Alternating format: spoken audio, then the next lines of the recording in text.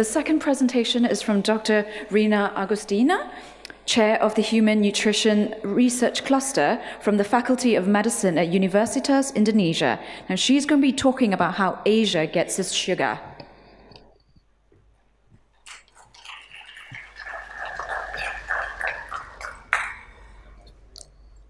Good afternoon, everyone. I would like to thank to the IFPRI FAO Organizing Committee for inviting me here in this very wonderful event with so many enthusiasm and also optimism. I would like to highlight the points on my talk on really regional aspect on the diets, which much more on the light of the sugar in Asia.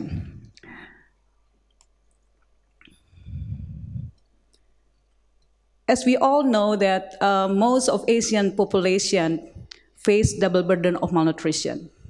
If you see from this figure, it shows that clearly undernourishment are quite prevalent and very high, especially in stunting and also underweight. But at the same time, if you look at from the publication from the Lancet, pulling up 2,500 data, showing that the age standardized mean BMI and prevalence of obesity has accelerated in East, South, and Southeast Asia. If you look at more carefully to the country profile, China and Bangladesh has increased more than double. And if you look at, again, to Southeast Asia region, Malaysia, especially for the female and male, and also Singapore, is almost reaching the same as US figures, about 45 to 50%. So we know that overweight and obesity are strongest risk factors for type 2 diabetes. Asia is now in a grip of diabetes epidemics, especially in India and China, where the most populated countries and the fastest growing major economy. And from the study here, we look at actually indicating that the diabetes prevalence is independent association with the sugar consumption. Not only in worldwide profile, but also in Asia. And you see the per capita sugar consumption in Asian countries seems to be low compared to the Western part. But if you look at the strongest association, the strongest one is in Asia, especially in Central Asia, where the overweight and obesity is the highest. So now let's see what is the sugar consumption per capita. Here, as I mentioned again, that Asia is actually still very low. But comparing to what has been associated, Asia is actually having a risk of really to be the strongest in many parts of the region, not only in Central Asia, but also South Asia and Southeast Asia. So from these figures, we can see that which of the foods that might be trigger the nutrition transition in Asia. There are two different foods which are quite common that we already mentioned a couple times and many times in this seminar.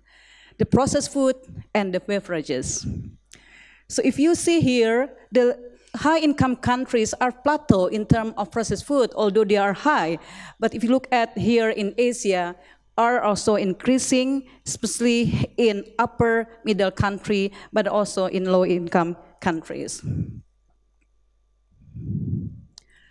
So if going to the trajectory of the countries by countries, if you see here, China, as well as Thailand, and also Vietnam, India, they all are actually increasing in terms of the processed food.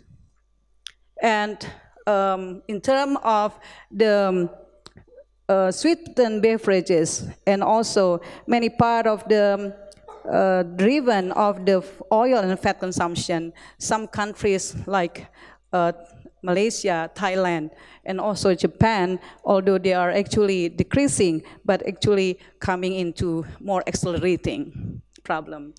And the other points is about the carbonated soft drinks, where the most significant sugar factors irrespective of country income bracket in Asia.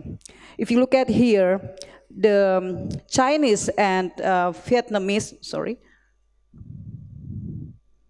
Chinese and Vietnamese are actually the most market rapidly, and although the product seems to be very much high in high-income countries, but if you look at the percentage are very high in low-middle-income countries as compared to the total sugar.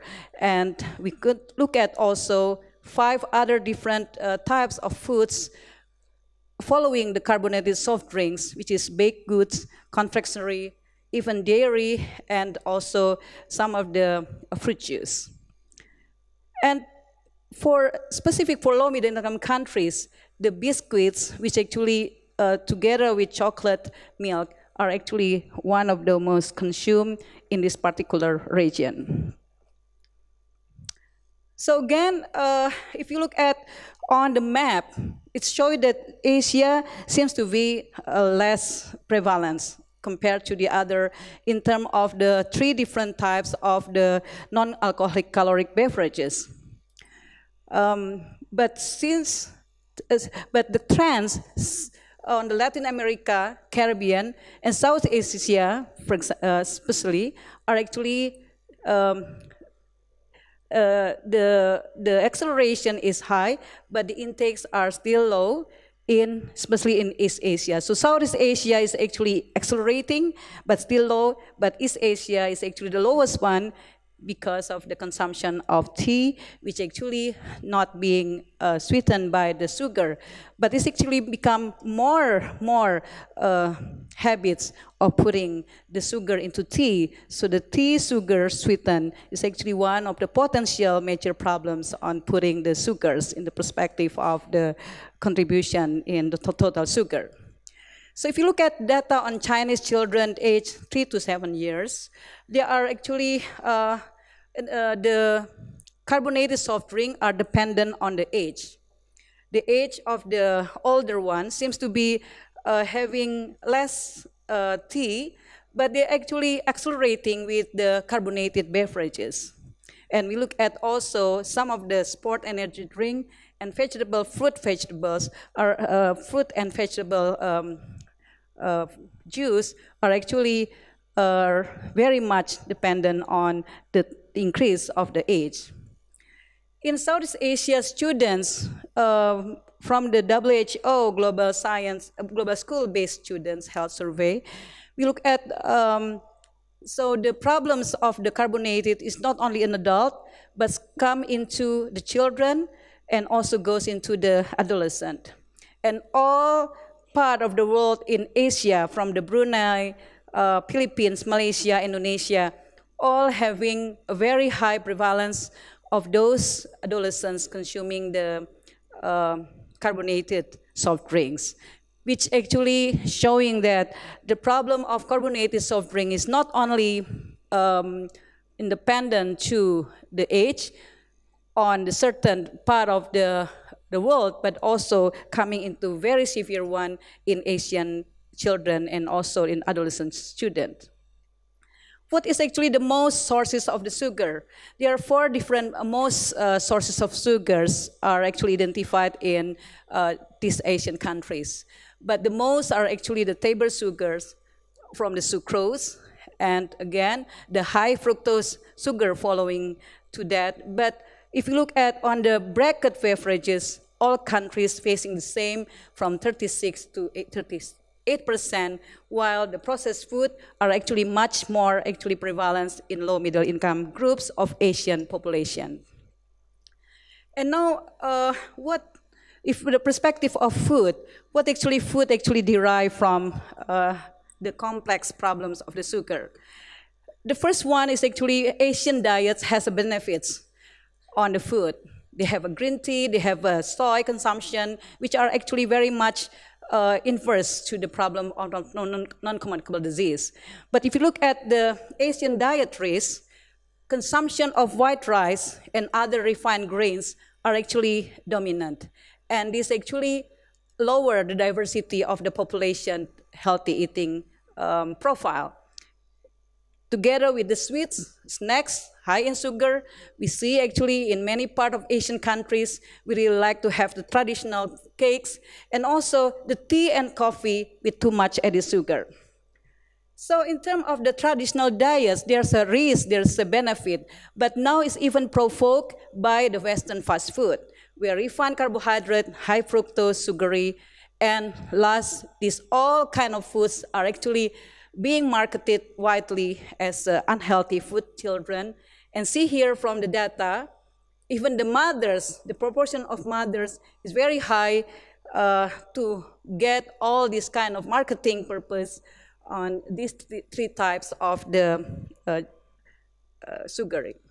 Sugar consumption in Thailand is actually quite interesting because the direct consumption and indirect consumption seems to be opposite. But if you look at one of the provoked problems of the sugar consumption in Thailand is again the sweetened beverages.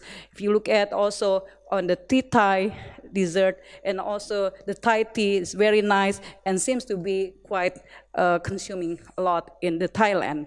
So now I go to Indonesia. In Indonesia, look at from this data, it shows that the sugar consumption is decreased in urban area, but increasing widely in rural area, which is actually quite common here.